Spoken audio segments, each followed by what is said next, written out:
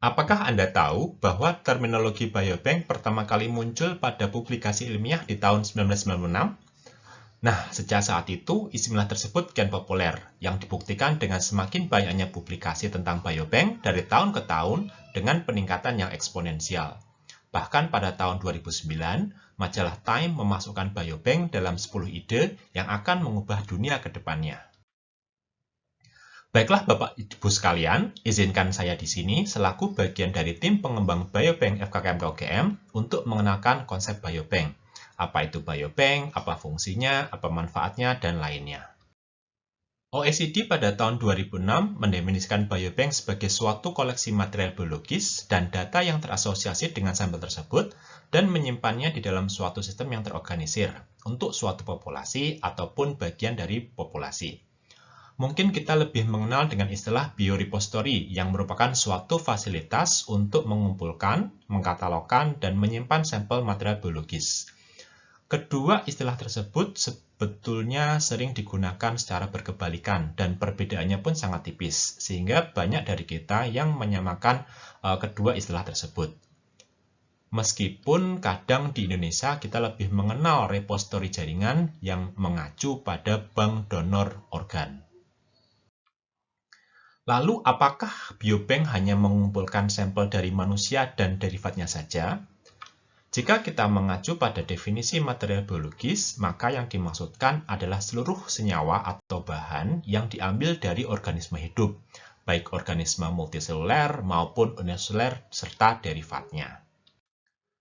Nah, apakah Bapak Ibu sekalian mengenal foto yang di sebelah kiri? Ya, itu adalah pemandangan yang mungkin sangat familiar di fasilitas penelitian di Indonesia. Sampel dikumpulkan, disimpan dalam freezer tanpa penataan yang rapi, sehingga ketika penelitian sudah lama atau selesai, sampel banyak tercecer dan terbuang sia-sia gitu saja. Ya, berangkat dari permasalahan tersebut, kami mencoba untuk menata kembali sampel penelitian tersebut, ya, mengidentifikasi setiap sampel dan data yang terasosiasi dengan sampel tersebut, mengkodenya dan menyimpannya dengan rapi agar sampel tersebut mudah dicari ya ketika dibutuhkan. Inilah konsep yang kita sebut dengan biobank. Mengapa harus biobank? Nah, seperti yang saya ilustrasikan tadi, banyak penelitian di negara berkembang itu masih berorientasi pada jumlah sampel yang sedikit dengan penggunaan jangka pendek sesuai dengan dana penelitian yang dimiliki oleh setiap penelitian dan tentunya tidak berkelanjutan. Ya, biasanya satu sampel itu digunakan hanya untuk satu jenis penelitian saja. Nah, biobank di sini menawarkan konsep untuk penelitian dalam jumlah sampel yang lebih besar, namun secara efisien dikelola untuk dapat dimanfaatkan secara bersama dengan peneliti lain, sehingga penelitian tersebut akan berkelanjutan dalam jangka waktu lama. Nah, biobank dapat digunakan untuk berbagai jenis penelitian, meliputi penelitian sistem biologis yang menganalisis perubahan pada tingkat gen, protein, maupun molekul, serta memahami kondisi fungsional dari suatu penyakit. Juga dapat digunakan untuk penelitian etiologis yang mencari bukti terkait perbedaan angka kejadian berbagai jenis kanker. Biobank juga dapat digunakan untuk penelitian preventif, misal mencari suatu metode diagnostik dan penapisan suatu penyakit. Biobank juga dapat digunakan untuk penelitian klinis, misalkan mencari biomarker terkait respon terhadap suatu terapi. Secara lebih detail, dengan adanya biobank, kita dapat meningkatkan pelayanan kesehatan dengan menghasilkan berbagai produk penelitian, baik pada tahap diagnosis, prognosis, terapi, personalized medicine, dan prevensi. Selain itu, adanya sistem yang terorganisir dan standar di biobank dapat menyelaraskan mulai dari proses diagnosis sampai follow-up, sehingga akan mengurangi jumlah kunjungan pasien dan waktu tunggu pasien. Biobank juga dapat menarik banyak sponsor, misal dari perusahaan farmasi dan lainnya, untuk melakukan penelitian dengan skala yang lebih besar dan berkelanjutan. Di samping itu, biobank juga dapat menarik minat para peneliti dengan penelitian yang lebih komprehensif karena biobank dapat memfasilitasi kolaborasi multicenter baik di level nasional maupun internasional. Biobank juga menawarkan suatu iklim penelitian yang lebih kompetitif untuk kemajuan dunia ilmu pengetahuan. Ya, sebagaimana kita ketahui, di masa yang akan datang, terapi suatu penyakit itu mengarah pada konsep personalized medicine, karena setiap individu itu unik. Ya, personalized medicine menggunakan informasi genetik atau epigenetik untuk menyembuhkan individu tersebut, karena risiko atau prognosis individu itu merupakan kombinasi dari berbagai jenis faktor, seperti gaya hidup, genotip, dan lainnya yang tentunya akan berbeda untuk setiap individu. Sehingga dibutuhkan sampel dalam jumlah besar untuk bisa mencapai pada kesimpulan terkait dengan terapi yang personalistik. Disitulah salah satu peranan dari biobank. Nah, ini merupakan salah satu contoh terkait fungsi penting dari biobank. Ya, di sini UK Biobank ya mengumpulkan sampel dari 500.000 subjek sehat dengan karakteristik yang beragam, baik genetik, lingkungan, gaya hidup, dan lainnya. Dengan jumlah sampel yang besar tersebut, ya, disertai dengan data yang terasosiasi, baik genetik, lingkungan, gaya hidup, dan lainnya, dapat dibuat suatu simulasi insidensi penyakit-penyakit kronis yang semakin banyak di masyarakat, misalkan penyakit jantung, diabetes, stroke, dan lainnya, dengan lebih akurat. Ya, sehingga ketika seseorang individu ya dengan genetik tertentu, lingkungan tertentu, gaya hidup tertentu, ya, kapankah sekiranya dia akan menderita suatu penyakit kronis di masa mendatang, itu dapat disimulasikan. Ya. Kesimpulan tersebut dapat dicapai karena penelitian ini ya menggunakan jumlah sampel yang besar tadi. Sebetulnya, hingga saat ini belum ada panduan baku terkait dengan jenis-jenis biobank. Namun, beberapa referensi dan model biobank yang sudah didirikan, biobank dapat diklasifikasikan berdasarkan tipe spesimen yang digunakan. Ya, di sini biobank dapat dibagi menjadi dua jenis, yaitu de novo biobank dan secondary use biobank.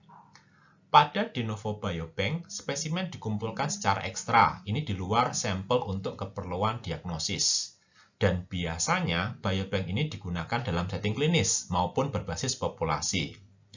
Spesimen diregister ya sebagai sampel biobank dengan prinsip opt-in, ya artinya hanya yang setuju saja yang akan dimasukkan sebagai sampel biobank. Dan sewaktu-waktu pendonor bisa membatalkan keikutsertaan sampelnya di biobank. Dan tujuan utama dari de novo biobank adalah untuk penelitian ilmiah. Sedangkan secondary use biobank biasanya mendapatkan spesimen dari sisa jaringan prosedur diagnosis maupun terapi. Biobank ini biasanya melekat pada departemen patologi ya, yang biasanya mengelola jaringan pasien. Nah, sampel yang terregister di biobank itu dengan prinsip opt-out, yang artinya setiap sampel secara otomatis akan terregister di biobank. Namun, pasien berhak menolak jika sampel jaringannya tidak ingin disimpan di biobank. Nah, tujuan utama biobank ini biasanya lebih terkait dengan pelayanan kesehatan, misal diagnosis ataupun rekurensi tumor. Dan penelitian ilmiah itu adalah tujuan sekundernya. Nah, biobank juga dapat dikategorikan berdasarkan tujuannya. Ada yang berorientasi klinis, misal sampel dari patologi bedah, sel punca, ataupun yang lainnya, maupun hanya sebatas penelitian, ya, meskipun keduanya bisa berjalan bersamaan. Ada juga biobank yang berbasis penyakit dengan tujuan yang jelas di awal, ya, ataupun biobank cohort ya longitudinal yang berbasis populasi yang tujuan penelitiannya itu masih belum jelas di awal, ya. Nah, masing-masing biobank nantinya akan memiliki isu legalitas dan etik yang berbeda-beda. Nah, pada biobank berorientasi penyakit yang biasanya digunakan pada setting klinis, ya, misal pada studi case control, itu memiliki beberapa karakteristik. Yang pertama, itu dapat dipelajari variasi-variasi dari suatu penyakit dan sangat berguna untuk mempelajari penyakit-penyakit langka. Nah, studinya itu dapat diinisiasi segera dengan biaya yang relatif lebih rendah. Karakteristik klinis suatu penyakit itu dapat dilakukan dengan lebih komprehensif dan juga nanti dapat diidentifikasi biomarka-biomarka untuk keperluan pemilihan pasien. Sedangkan biobank berbasis populasi memiliki karakteristik pendekatan prospektif yang mengarahkan pada standarisasi tingkat tinggi. Biobank ini juga dapat mengurangi seleksi bias dan menentukan frekuensi alami dari kejadian suatu penyakit. Biobank ini lebih cocok untuk karakterisasi pajanan lingkungan dan identifikasi biomarka prediktif di populasi. Karena sampel yang diambil dari populasi, riwayat keluarga dapat dilacak dengan lebih baik. Nah, biobank pada tahap perkembangannya itu berbeda dengan biobank di masa yang sekarang. Dahulu pada tahap perkembangan biobank ya 1.0 itu fokus utama biobank adalah untuk mendapatkan sebanyak-banyaknya sampel. Yang kemudian pada tahapan perkembangan selanjutnya ya 2.0 itu lebih difokuskan ya dalam koleksi data yang terasosiasi dengan sampel yang dikumpulkan untuk mendapatkan sampel yang lebih berkualitas. Pada tahapan lebih lanjut ya itu nanti lebih difokuskan tentang bagaimana memastikan biobank dapat beroperasi secara berkelanjutan dalam jangka panjang dan dapat memenuhi kebutuhan dari para pemangku jabatan. Pada perkembangannya banyak isu-isu yang muncul ya, terutama aspek etik, legal ataupun sosial. Tidak bisa dipungkiri, biobank juga membutuhkan infrastruktur dan sistem bioinformatik yang memadai dan kadang berbiaya cukup tinggi, serta sumber daya yang harus terlatih. Kesemuanya itu untuk memastikan bahwa biobank dapat beroperasi secara berkelanjutan dalam jangka waktu lama. Suatu investasi yang besar, namun hasil yang didapatkan juga akan jauh lebih besar di masa mendatang. Nah, biobank adalah suatu entitas yang kompleks, ya, merupakan suatu bisnis yang multidisiplin karena melibatkan banyak pihak. Tidak hanya pasien ataupun pendonor sampel, namun juga membutuhkan peran dari kelompok pendukung, para peneliti, para klinisi, dan manajemen rumah sakit, biobanker itu sendiri seperti manajer, teknisi, ataupun data manager, ahli etik, pengacara, pemerintah, badan pendanaan, dan pihak lainnya dalam skala yang lebih luas. Memang biobank adalah investasi yang cukup besar dan berbiaya mahal. Namun, ketika kita ingin mendirikan biobank di Indonesia pada khususnya, apakah kita membutuhkan seluruh infrastruktur canggih dan berbiaya mahal tersebut? Nah, ketika kita ingin mendirikan suatu biobank, mungkin perlu dipertimbangkan konsep fitness for purpose. Ya. Konsep fitness for purpose dapat diaplikasikan pada material biologis dan data yang terasosiasi dengannya, maupun biobank itu sendiri.